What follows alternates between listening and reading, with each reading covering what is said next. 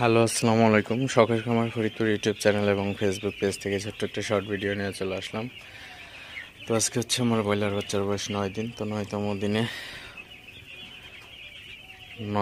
দিনে মুরগির জিঙ্কের শেষ ডোজ করলাম।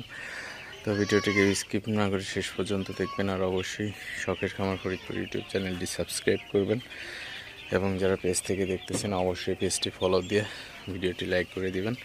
তো ভিডিওটি শুরু করা যাক। তো আপনারা দেখতে পাচ্ছেন আমার ব্রয়লার বাচ্চাগুলো আসলে মাশাআল্লাহ খুবই ভালো আছে এবং সুস্থ আছে। তো সকালবেলায় পানি দিয়ে দিলাম। তো পানি দেওয়ার পর অবশ্যই বাচ্চাগুলোকে তাড়াই দিতে হবে যেন সব বাচ্চাগুলো পানি খাইতে পারে। সব বাচ্চা যদি সমানভাবে পানি খায় সেক্ষেত্রে কিন্তু ওজনটাও কিন্তু একদম ঠিকঠাক আসবে। তো অনেকেই বলেন আসলে ভাই আমার খামারে অনেক বাচ্চা ক্যাট হয়ে গেছে, আর কি ছোট হয়ে গেছে অন্য মুরগির তুলনায়।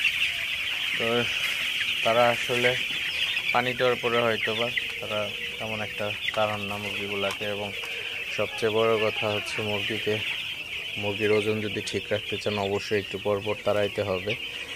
মুরগি যত তাড়াবেন ওজনটা কিন্তু ঠিক ততটাই আসবে।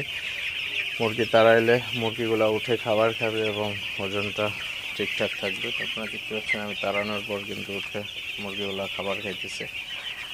তো আসলে আপনারা যতটা পারবেন অবশ্যই বেশি বেশি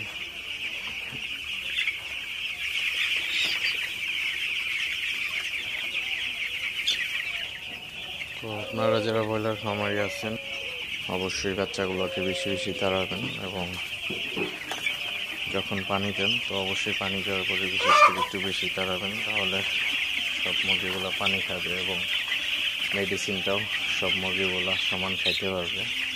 তো অনেকেই ক্যালসিয়ামের অভাব, জিঙ্কের অভাব থেকে যায় আসলে পানি না খাইলে। তো সেক্ষেত্রে কিন্তু মুরগিগুলো তেমন বড় হয় না।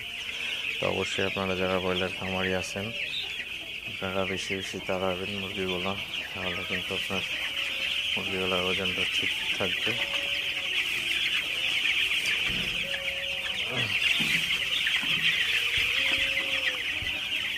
তো যাই হোক, ভিডিওটি আর বেশি বড় করবো না। সবাই ভালো থাকবেন, সুস্থ থাকবেন।